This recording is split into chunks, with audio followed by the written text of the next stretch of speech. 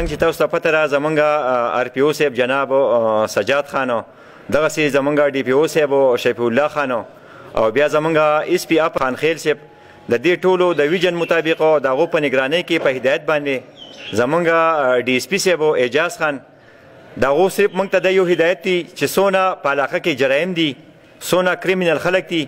د دې خلاف په موږ کاروایي کوو. نو په دغه کړۍ کې دا د یو څو وخت نه دا یو شکایت موږ ته میلاوېدو چې دا سټریټ کرایم چې کوم دی دا چور چکار، مطلب د ګاډو نه هم داسې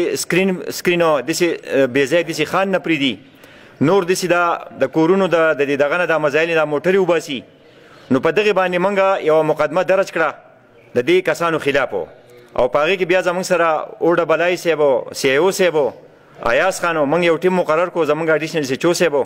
چې تقریبا په 24 غنټو کې موږ دا څه کسان اریسټ کړو او د هغو نه هم دا ریکوري وکړه. دا څه موټرې دي، د کویانو دا موټرې دي جي، دا یو سکرین دی، د ګاډي نه دا سکرین ویستی و،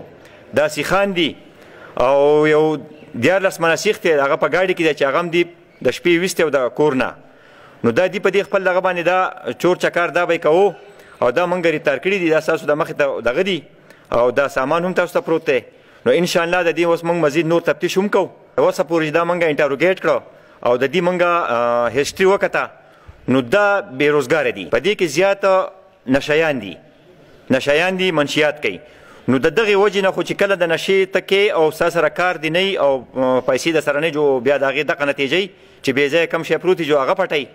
نو د دې د اصلاح دپاره او دې ته موږ هدایت هم کوو. نو د هغې د وجې دا موږ دې ګرفتار کړي دي او دا شی هم دې برآمد کړی دی. زموږ ستاسو په دې میډیا په ذریعه باندې دې خلکو ته دا یو ریکویسټ دی، یو پیغام دی چې کم از کم تاسو ته پته لګي چې یاره ستا په کور کې ستا ورور دی، ستا زوی دی، نو کم از کم دی چې غلط کار کوي نو د هغه سپورټ خو نه دی پکار. نو موږ خو به د هغو خلاف کاروایي کوو، خو تاسو دغه مهرباني کوئ چې یو خو د دې ضمانت او دای مه کوئ.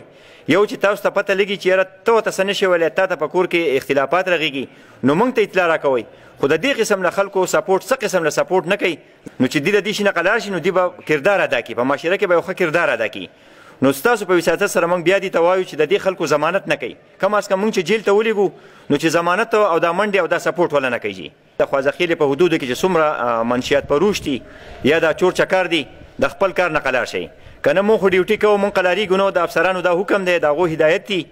نو موږ به که هر ځای کې تاسو یې خو هغه به تاسو موږ بیا په دې کې ګرفتارو